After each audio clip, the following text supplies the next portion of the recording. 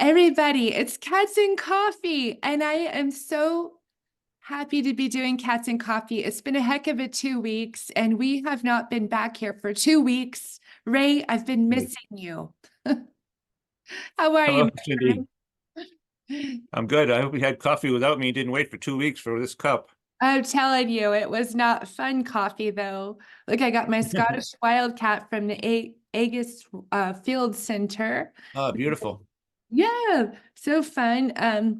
And everybody, I have a terrible storm going on outside. I'm in Prescott, Arizona, and 6,000 feet up, and there is quite a thunderstorm. So if I'm pixelated or cut out, I'm going to throw a picture over my face, and Ray's going to do all the talking.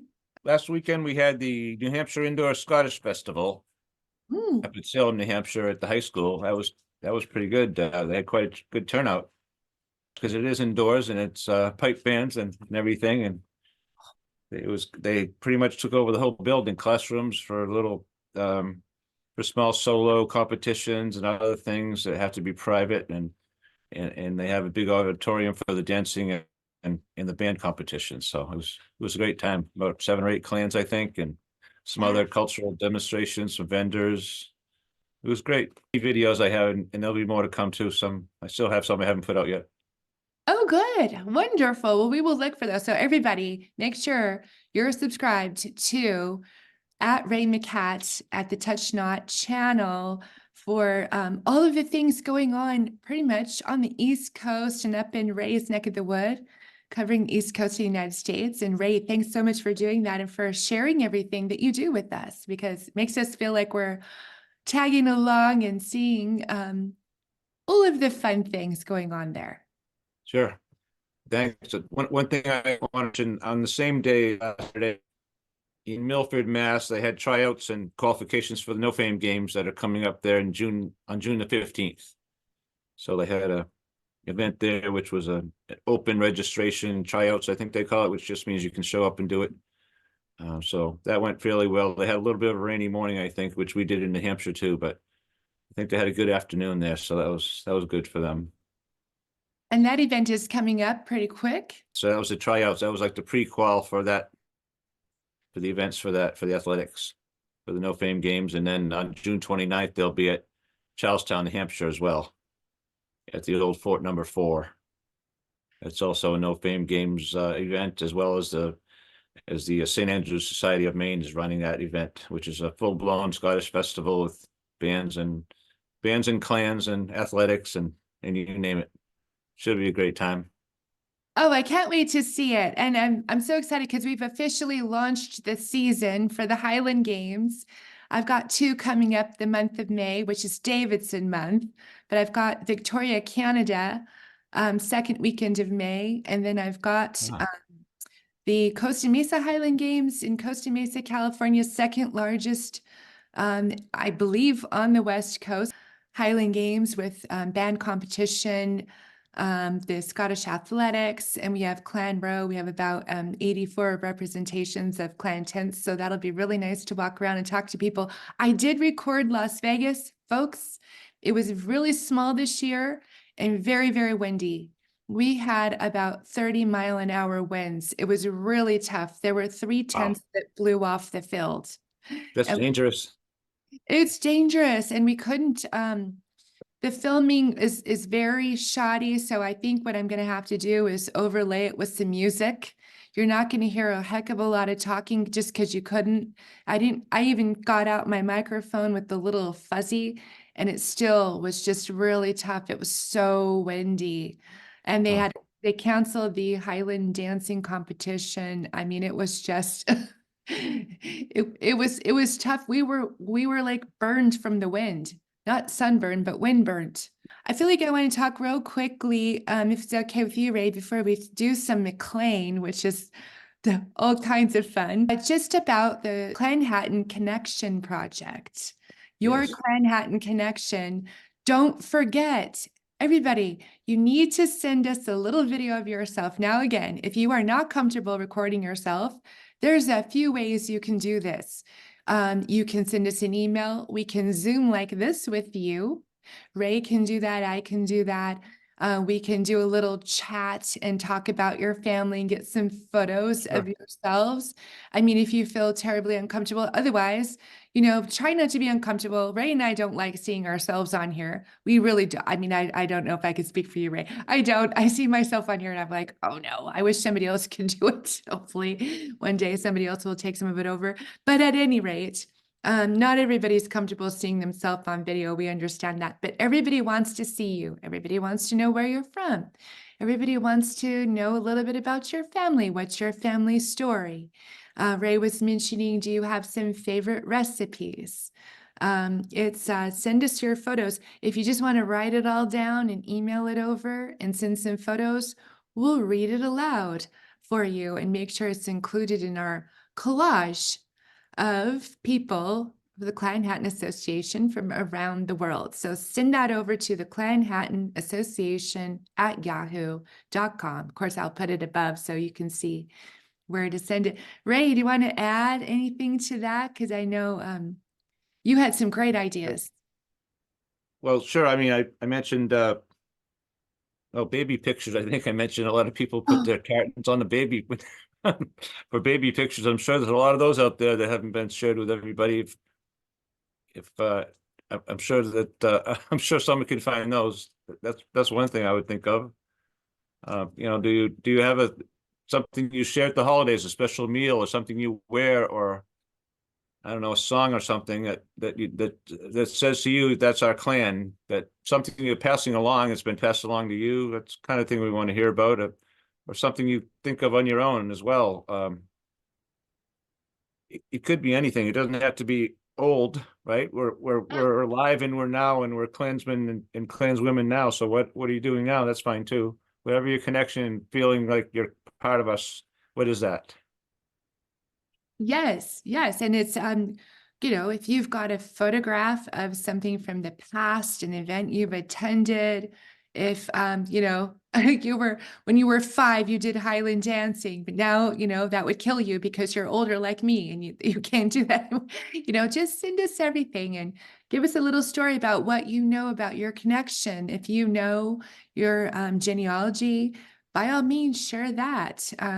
How your family came over, where you ended up in the world.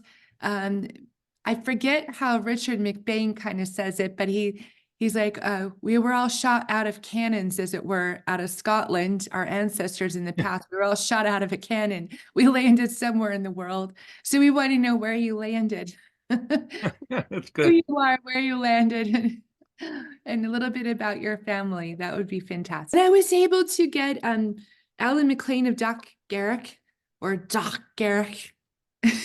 Okay, you're getting better. Did he give you another lesson on how to say that? Yes, you'll see it on there. But he's been very busy and traveling. It was his wife Anne had a big birthday, and so they've been with family doing a lot of different things. And they have a new grandchild.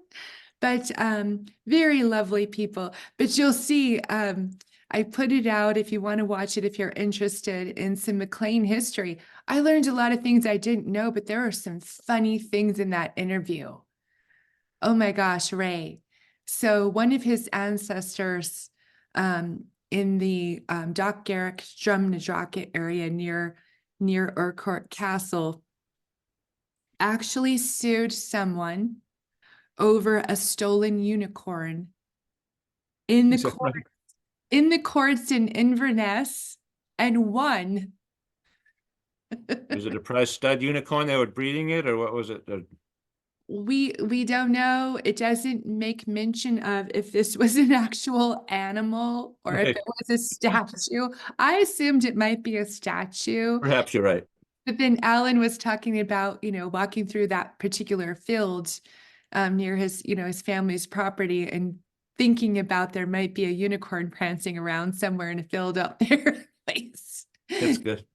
It's quite fun. And he also during COVID, he talks about during COVID, he did some research of some family history and he found another Roderick McLean, not the poet, which I know you're going to talk to us a little bit about Roderick McLean, the poet, but there was another Roderick. And this Roderick passed away, an institute for the criminally insane down in London Okay. during Victorian times. And he's like, oh my goodness, I wonder what he's in here for. Come to find out, he was the eighth and final person that tried to assassinate Queen Victoria. Oh yes, I read about him just the other day, right? I did see that just the other day. I didn't know that. I didn't remember the first name though. Huh. There's one other thing in there I'm not going to tell you too much about because I want everybody to go over and if they can, watch that with Alan. It's quite entertaining and it is very informative. It talks a lot about the McLeans and how they came into existence with ClanChattan. They were the vanguards for the McDonald's of the Isle, and they were sent over from Mull by the McDonald of the Isle to be basically the vanguard of the Constable of Urquhart Castle Okay. in the 15th century. And when the McDonalds of the Isles lost their power in that area, the McLeans of the North were kind of left on their own. And so they banded together with ClanChattan, who was in the area at the time, for protection. And they fought with the Grant family. They lost Urquhart Castle to the Grants in 1509. Anyway, long story in history there. Alan talks a little bit about that. And then there's another fun story about Napoleon and a ship that was bound for the United States with the clock that Napoleon had made for Thomas Jefferson. And it was intercepted by Alan McLean's ancestor. And Okay. he might very well be still in possession of that clock, which the US government has been on to him about getting it back. Right. There's a story about this, and he's going to come back on with us at some point and delve more into that story. His ancestor, who was the chieftain of the McLeans and the McLeans of the North, had a dream one night, and the next day he went out and intercepted this ship about where it would be. It's a crazy dream. And sure enough, it was there. Is that And right? he kept this clock as a Interesting. souvenir. Yeah. So I'm just having fun learning more about the McLeans. Ray, I know you've been looking at some stuff. Is there anything you're wanting to share with us that? Yeah, sure. We can talk about the other Roderick that you mentioned, perhaps. Can we do that? Yes, please. Anything you want to talk about at all? Yeah, so it's actually about the same time, I think. Well, no, actually it would be you were saying the 15th century. This is about 1500, so just into the 16th. But Roderick MacLean, born about 1500 near Loch Ness, they think. He was what was called a humanist writer and poet. And I'm sure that the Reverend talked about his long line of churchmen in his family. This man as well he became the magistrate in Iona. Two of his female relatives were prioresses in Iona as well. And yes, he's a very famous poet, famous MacLean poet, I should say. He did a good job blending Gaelic with Latin, apparently, in a classicized way. And he was very, very good at poetic meter, which I don't know much about, but I think is it pentameter is a word that comes into it. I remember that one from school.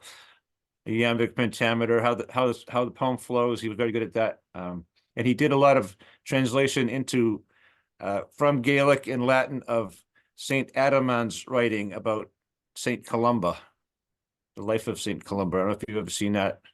No, I had not. I will post a link so people want to see that. I'm intrigued to watch that now. He blended Gaelic and Latin in such a way. This is what he's known for, at any rate. And then he was an abbot in Iona, and very early on. He was educated in the church.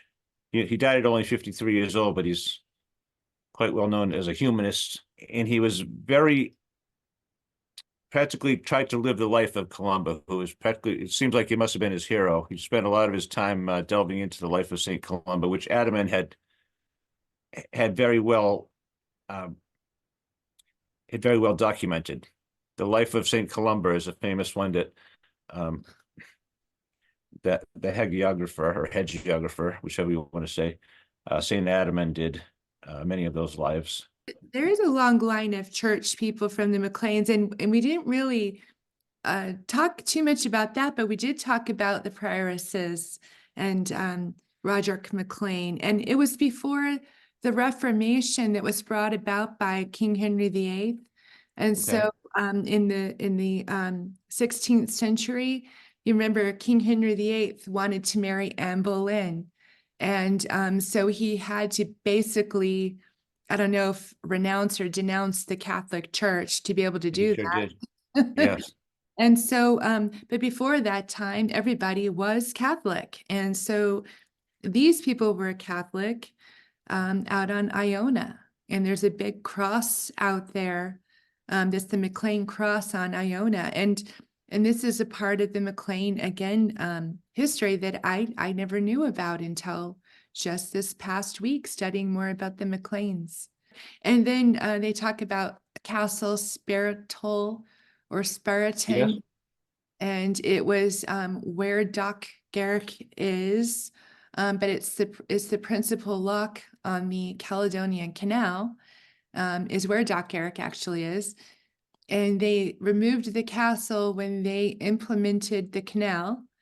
Right. But we had a couple of old drawings of that castle, and it was very well known to be the McLean Castle.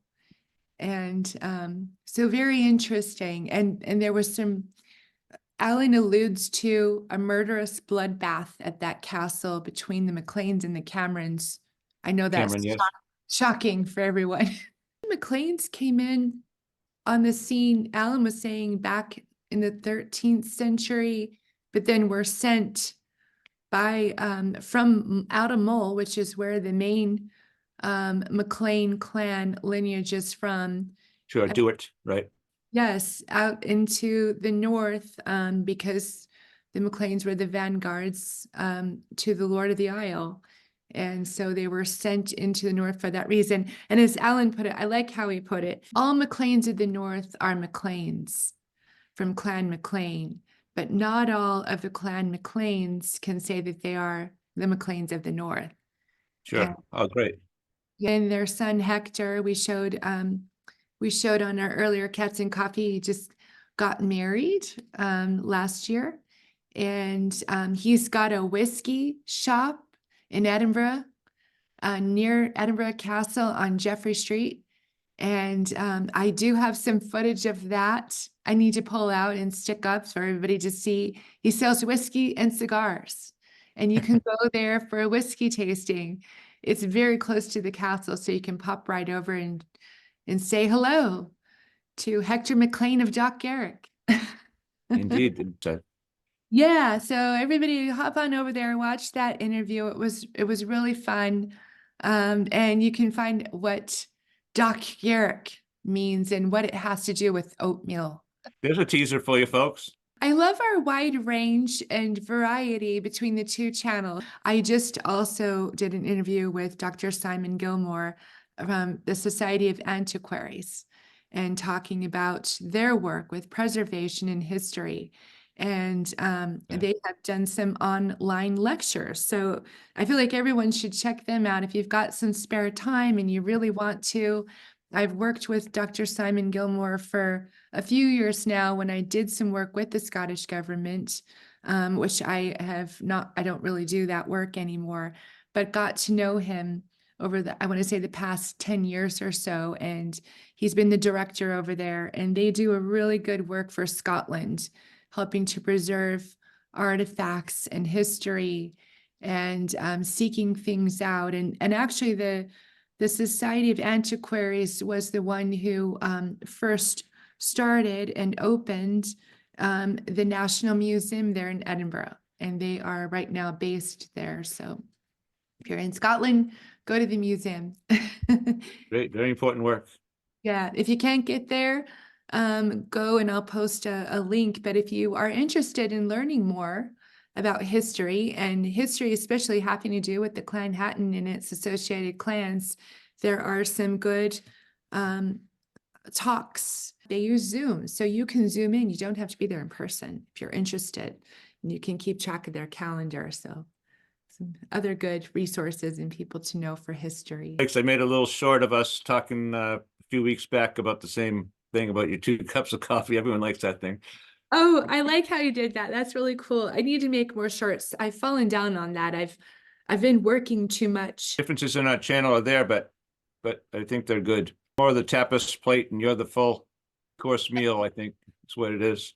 As I said, I hope everyone's tuning into both channels. You're going to get fun, informative things from both channels, and it's going to be different, a little bit different. And you're going to see what Ray's doing on the East Coast and up in the north there. So on the touchline, I'm going to have a fellow who's been over there. I think he was just there 1 month ago, perhaps it was 2 weeks, maybe 3 weeks.